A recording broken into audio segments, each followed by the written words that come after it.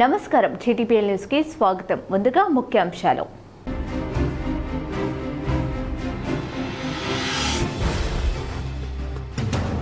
వెమ్లవాడలో మంత్రి అడ్లూరి లక్ష్మణ్ కుమార్ ప్రత్యేక పూజలు, కోడెమొక్కు చెల్లించిన మంత్రి.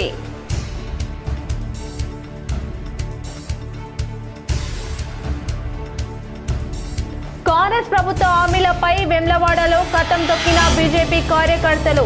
6 గ్యారెంటీలు వెంటనే అమలు చేయకుంటే ఆందోళన ఉధృతం చేస్తామని హెచ్చరిక.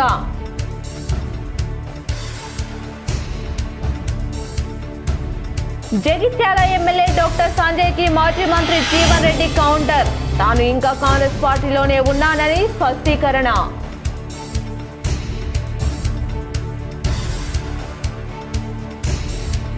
జగిత్యాల జిల్లాలో యూట్యూబర్ వైష్ణవి దారుణ హత్య. ప్రేమించి పెళ్లి చేసుకున్న భర్తే హత్య చేసి పోలీసులకు లొంగుబాటు.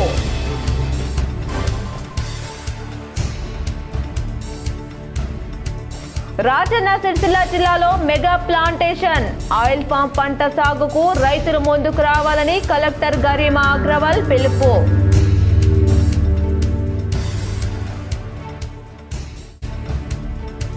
ధర్మపురిలో పోలీసుల స్వచ్ఛ భారత్. పోలీస్ స్టేషన్లో పారిశుద్ధ్యం పనులు చేపట్టిన పోలీసులు.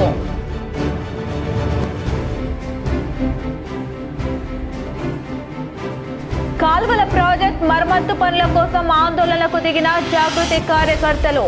ఎల్ఎండిలో ఇరిగేషన్ కార్యాలయం ముందు ధర్నా.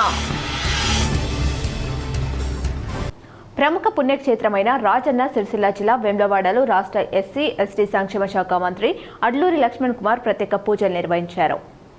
వేములవాడలో మంత్రి అడ్లూరి లక్ష్మణ్ కుమార్ భీమేశ్వర ఆలయంలో శ్రీ రాజరాజేశ్వర స్వామి వారికి మంత్రి ప్రత్యేక పూజలు నిర్వహించారు.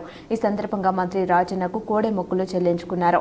మంత్రి వేములవాడ ఆలయానికి వచ్చిన సందర్భంగా ఆలయ పూజారులు మంత్రికి పూర్ణ కుంభంతో స్వాగతం పలికారు. ఆలయ అధికారులు మంత్రి లక్ష్మణ్ కుమార్కి స్వామివారి తీర్థ ప్రసాదాలు అందజేశారు. అనంతరం బద్దిపోచమ్మ ఆలయంలో మంత్రి ప్రత్యేక పూజలు నిర్వహించారు. కాంగ్రెస్ సీనియర్ నేత మాజీ మంత్రి జీవన్ రెడ్డి మరోసారి జగిత్యాల ఎమ్మెల్యే డాక్టర్ సంజయ్ పై ఫైర్ అయ్యారు. జగిత్యాలలో విలేకరుల సమావేశంలో జీవన్ రెడ్డి మాట్లాడుతూ 4 దశాబ్దాలుగా కాంగ్రెస్తో తనకు అనుబంధం ఉందన్నారు. ఎమ్మెల్యే సంజయ్ ఏ పార్టీలో ఎక్కడ ఉన్నాడో ఆయనకే తెలియదని, అలాంటి వ్యక్తి కలిసి పనిచేద్దామనడం ఆశ్చర్యాన్ని కలిగిస్తుందన్నారు. ఈరోజు ఈ పరిస్థితి ఉత్పన్నం కావడానికి కారణం ఎవరు? పార్టీ వీడాలనే ఆలోచన రావడానికి సంజయ్ కారణం కాదా అని ప్రశ్నించారు. జీవన్ రెడ్డి పార్టీ నుంచి వెళ్లిపోవాలని ఎవరు కోరుకోరు, కానీ కాంగ్రెస్లో ఐక్యతను కొందరు చెడగొట్టారని ఆవేదన వ్యక్తం చేశారు. కాంగ్రెస్ పార్టీలోకి ఎమ్మెల్యే సంజయ్ ఉడుంలా చేరారని, పార్టీ ఫిరాయించిన ఎమ్మెల్యే కాంగ్రెస్ అంతర్గత వ్యవహారాల్లో జోక్యం తగదని హితవు పలికారు. ఫిరాయించిన ఎమ్మెల్యేపై చర్యలు ఉంటేనే తన సమస్య పరిష్కారం అవుతుందని జీవన్ రెడ్డి స్పష్టం చేశారు. తాను సిద్ధం అన్నట్టు, తనకు ఎలాంటి అభ్యంతరం లేదు అన్నట్టు పేర్కొనడం చూస్తుంటే నాకు ఆశ్చర్యం కలుగుతుంది అంటున్నా. అసలు ముందు ఆయన ఏ పార్టీ అని తెలుసా అని అడుగుతున్నాను. ఇప్పుడు స్పీకర్ గారు ఏదైతున్నదో జగిత్యాల ఎమ్మెల్యే సంజయ్ కుమార్ గారు పార్టీ ఫిరాయించలేదు, బీఆర్ఎస్ పార్టీలోనే కొనసాగుతున్నాడని చెప్పి స్పీకర్ గారు పేర్కొంటారు. ఆయనేమో నాతో కలిసి పనిచేయడానికి నాకు ఆఫర్ ఇస్తాడు. అంటే నేను ఏ పార్టీలో ఉన్నా అనుకుంటున్నాడో నాకు తెలియదు ఆయన. ఇంకా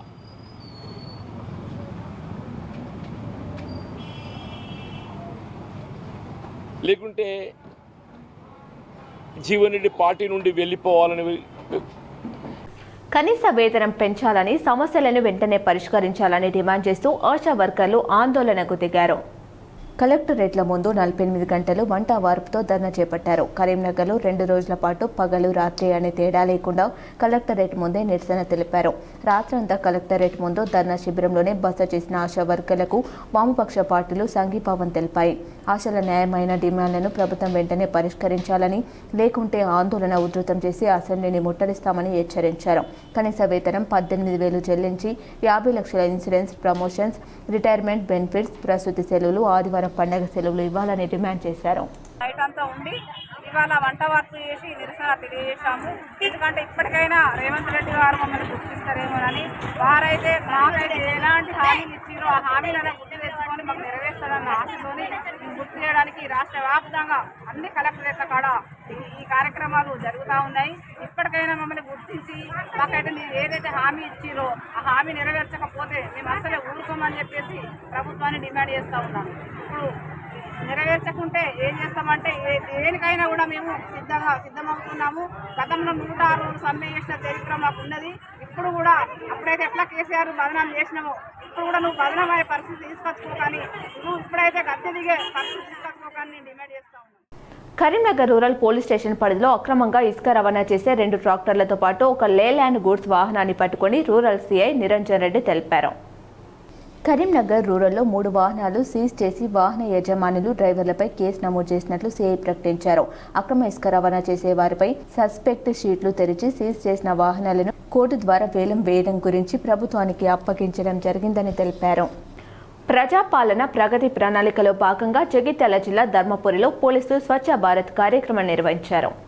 ధర్మపురి పోలీస్ సర్కిల్ కార్యాలయం ఆవరణలో జిల్లా ఎస్పీ అశోక్ కుమార్ ఆదేశాల మేరకు పారిశుద్ధ పనులు చేపట్టి పరిసరాలను శుభ్రం చేశారు. ధర్మపురి ఎస్ఐ మహేష్ ఆధ్వర్యంలో నిర్వహించిన స్వచ్ఛ భారత్ కార్యక్రమంలో సిఐ రామ్ నరసింహారెడ్డి పోలీస్ సిబ్బంది పాల్గొని స్టేషన్ ఆవరణలోని చెత్త చెదరాన్ని తొలగించి చీపురి పట్టి శుభ్రం చేశారు. సిఐ రామ్ నరసింహారెడ్డి మాట్లాడుతూ పరిసరాల పరిశుభ్రతతోనే ఆరోగ్యం అని ప్రతి ఒక్కరూ తమ పరిసరాలు పరిశుభ్రతను పాటించాలన్నారు. జగిత్యాల జిల్లా కోటిలింగాలలో కుక్క కాటుకు బాలుడు బలి కావడం కలకలం సృష్టిస్తుంది. వెల్గటూరు మండలం కోటిలింగాలకు చెందిన మంచికట్ల శ్రీనివాస్ మాధవి దంపతులకు కుమారుడు మణితేజపై 2024 డిసెంబర్ 26న కుక్క దాడి చేసి గాయపరిచింది. మెడ భుజం మధ్య భాగంలో గాయం కావడంతో ఆసుపత్రికి తరలించి టీకా ఇప్పించారు. కొద్ది రోజుల తర్వాత మణితేజకు అకస్మాత్తుగా జ్వరం రావడంతో ఆసుపత్రికి తరలించగా వెన్నుముక్క నుంచి మెదడుకు వెళ్లే నరం దెబ్బతిన్నట్లు వైద్యులు వెల్లడించారు. అప్పటి నుంచి శరీర కదలికలు మినహా ఎలాంటి స్పందన లేకుండా ఉండడంతో వెంటిలేటర్పై చికిత్స అందించారు. అరకోటికి పైగా ఖర్చు చేసినా చివరకు ప్రాణాలు దక్కకపోవడంతో కన్నవారు కన్నీరు మున్నీరుగా విలపిస్తున్నారు. పెద్దపల్లి జిల్లా పాలకుర్తి మండలం బసంత్ నగర్ సమీపంలోని కారు ప్రమాదానికి గురై దంపతులు మృతి చెందారు. రాజీవ్ రహదారిపై బుగ్గరామస్వామి క్రాస్ రోడ్ వద్ద కారు కల్వర్టును కొట్టడంతో ప్రమాదం జరిగింది. మంచిర్యాల జిల్లాకు చెందిన ఎడ్ల శ్రీనివాస్ అయిన భార్య రజిత కూతురును కరీంనగర్లో కాలేజీలో దింపి తిరిగి వెళ్లే క్రమంలో ప్రమాదానికి గురయ్యారు. కల్వర్టును కారు ఢీ కొట్టడంతో ఇద్దరు అక్కడికక్కడే ప్రాణాలు కోల్పోయారు. మృతదేహాలను పెద్దపల్లి ఆసుపత్రికి తరలించారు. మృతిలో మంచిర్యాల లయన్స్ క్లబ్ సభ్యులు కావడంతో స్థానికులు పెద్ద సంఖ్యలో పెద్దపల్లికి చేరుకుని కన్నీటి పర్యంతమయ్యారు. కరీంనగర్ జిల్లా ఎల్ఎండి కాలనీలోని వెంకటేశ్వర స్వామి ఆలయంలో చోరీ జరిగింది. స్వామివారి కిరీటం, ఆభరణాలు దుండగులు అపహరించుకుపోయారు. కరీంనగర్ జిల్లాలో దొంగలు రెచ్చిపోతున్నారు. తిమ్మాపూర్ మండలం ఎల్ఎండి కాలనీలోని శ్రీ వెంకటేశ్వర స్వామి ఆలయంలో చోరీకి పాల్పడ్డారు. స్వామివారి కిరీటం, ఆభరణాలు అపహరించారు. సుమారు 10 లక్షల వరకు చోరీ గురైనట్లు ఆలయ అర్చకులు తెలిపారు. సంఘటనా స్థలానికి పోలీసులు చేరుకుని క్లూస్ టీంతో విచారణ చేపట్టారు. ఆదివారం రాత్రి మెట్పల్లి మండలం వేంపేటలో 3 ఆలయాల్లో చోరీకి పాల్పడి 8 గ్రాముల బంగారంతో పాటు ఉండిలోని నగదు ఎత్తుకెళ్లారు. 3 రోజుల క్రితం శంకరపట్నం మండలం మెట్పల్లిలో తాళం వేసి ఉన్న 9 ఇండ్లలో చోరీలకు పాల్పడ్డారు. వరుస చోరీలతో ప్రజలు భయాందోళన చెందుతున్నారు. జగిత్యాల జిల్లా కొరుట్ల మండలం మాదాపూర్లో యూట్యూబర్ వైష్ణవి హత్యకు గురైంది. ప్రేమించి పెళ్లి చేసుకున్న భర్తే హత్యకు పాల్పడడం కలకలం సృష్టిస్తోంది. మాదాపూర్ గ్రామానికి చెందిన యూట్యూబర్ గంధం వైష్ణవి గత సంవత్సరం క్రితం కొరుట్ల పట్టణానికి చెందిన చిత్తారి హరిబాబును ప్రేమించి పెళ్లి చేసుకుంది. అబ్బాయి పేరెంట్స్ ప్రేమ పెళ్లిని ఒప్పుకోకపోయినప్పటికీ ఇద్దరు పెళ్లి చేసుకుని అమ్మాయి వాళ్ళ ఇంటి వద్దే ఉంటున్నారు.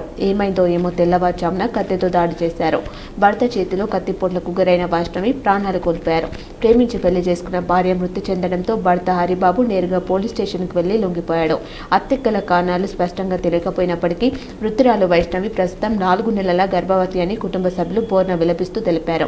గత కొద్ది రోజుల నుంచి అబ్బాయి తల్లిదండ్రుల నుండి ఆస్తి తగాదాలు జరుగుతున్నాయని, ఈ క్రమంలోనే అబ్బాయి ఆందోళనతో భార్యపై కత్తితో దాడి చేసినట్లు భావిస్తున్నారు.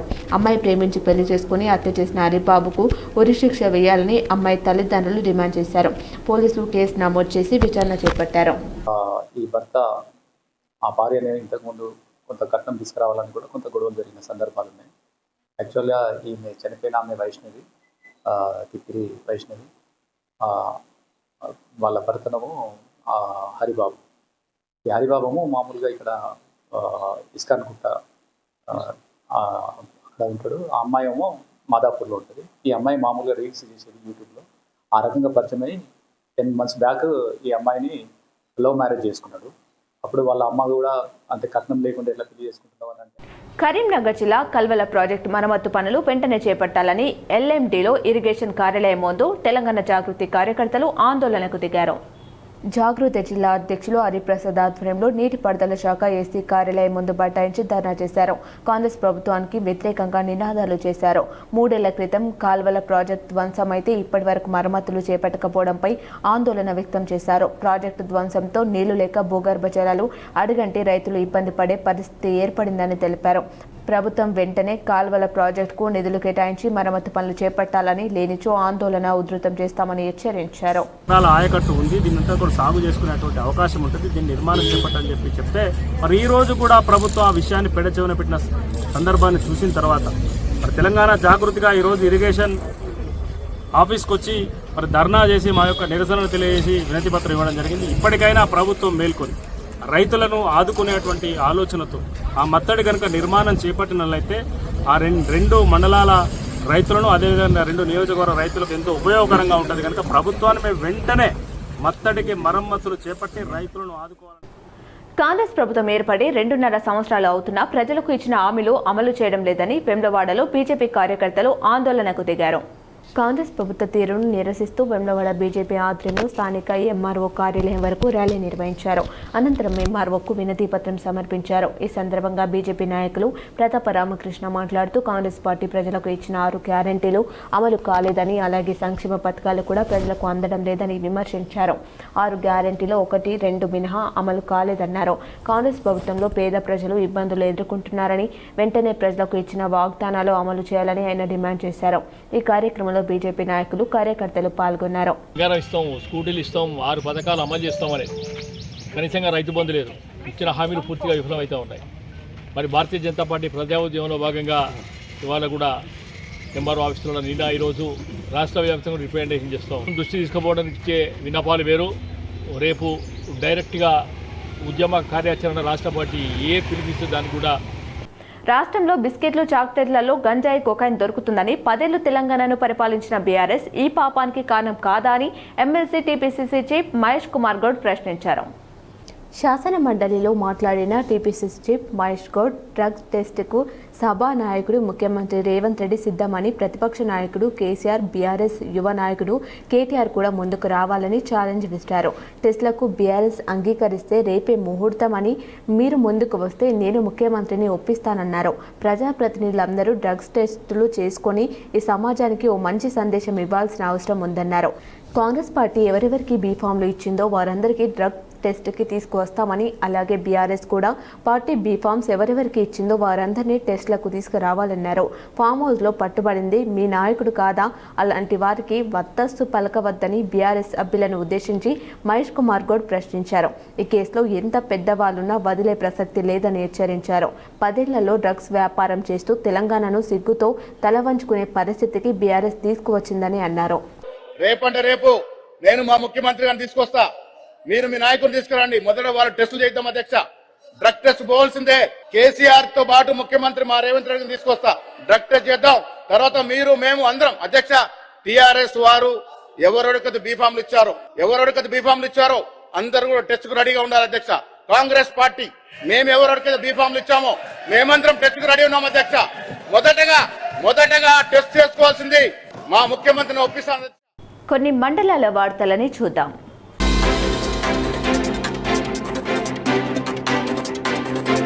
ఇల్లంతకుంట మండలం వంతడు పొలాల్లో జరిగిన కార్యక్రమానికి కలెక్టర్ గరిమా అగ్రవాల్ హాజరై ప్రారంభించారు.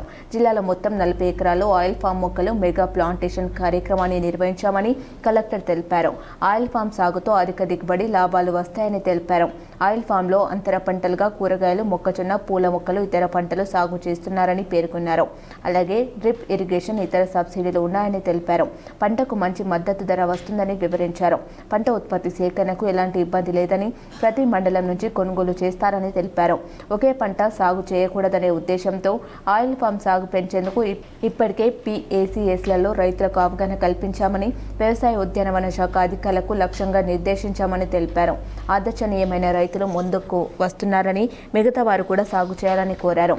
జిల్లాకు దగ్గరలోనే సిద్దిపేట జిల్లాలోని నర్మెట వద్ద ఆయిల్ ఫామ్ ఫ్యాక్టరీ ఈ నెల 22వ తేదీన సీఎం రేవంత్ రెడ్డి ప్రారంభించనున్నారని వెల్లడించారు. నా ప్రగతి ప్రణాళిక కిందికి ప్రతి డిపార్ట్మెంట్ ద్వారా యాక్టివిటీస్ జరుగుతున్నాయి.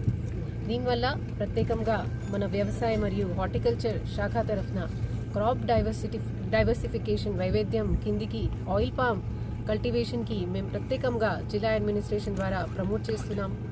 మొత్తం జిల్లాలో ఒక మెగా ప్లాంటేషన్ డ్రైవ్లో దాదాపు 40 ఏకర్ భూమిలో ఆయిల్ పామ్ వేస్తున్నాము. దీనిలో ఇవాళ ప్రత్యేకంగా లాంచ్ ప్రోగ్రాంలో ఇక్కడ ఎలంతకుంట మండలంలో వంతదుపుల గ్రామంలో రావడం జరిగింది. ఇక్కడ ఉన్న ప్రోగ్రెసివ్ రైతులు ఒక వెల్కమ్ స్టెప్ తీసుకొని ఒక 6 ఏకర్ భూమిలో ఆయిల్ పామ్ వేస్తున్నారు. వాళ్ళకు చూసి ఇంకా ఎక్కువ శాతం రైతులు ముందుకి వస్తారు. ఇప్పుడు ప్రత్యేకంగా మన జిల్లా పక్కనే కొత్త ఆయిల్ పామ్ ఫ్యాక్టరీ కూడా ఆనరబుల్ సీఎం గారు ఇనాగ్రేట్ చేస్తున్నారు. కాబట్టి అది చూసి ఇంకా చాలామంది రైతులు. వార్తలు ముగించే ముందు మరోసారి ముఖ్యాంశాలు.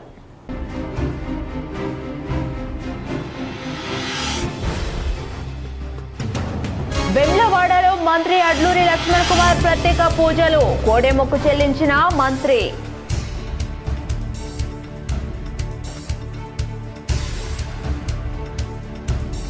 కాంగ్రెస్ ప్రభుత్వ హామీలపై వెమ్లవాడలో కథం తొక్కిన బీజేపీ కార్యకర్తలు, 6 గ్యారెంటీలు వెంటనే అమలు చేయకుంటే ఆందోళన ఉధృతం చేస్తామని హెచ్చరిక.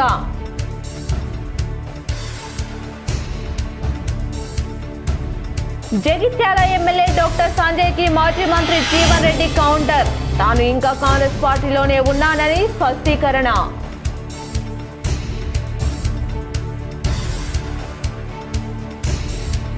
జగిత్యాల జిల్లాలో యూట్యూబర్ వైష్ణవి దారుణ హత్య, ప్రేమించి పెళ్లి చేసుకున్న భర్తే హత్య చేసి పోలీసులకు లొంగుబాటు.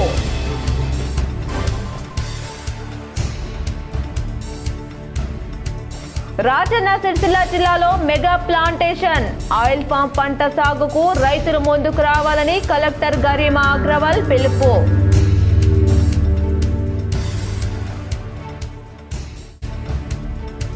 ధర్మపురిలో పోలీసుల స్వచ్ఛ భారత్, పోలీస్ స్టేషన్లో పారిశుద్ధ్యం పనులు చేపట్టిన పోలీసులు.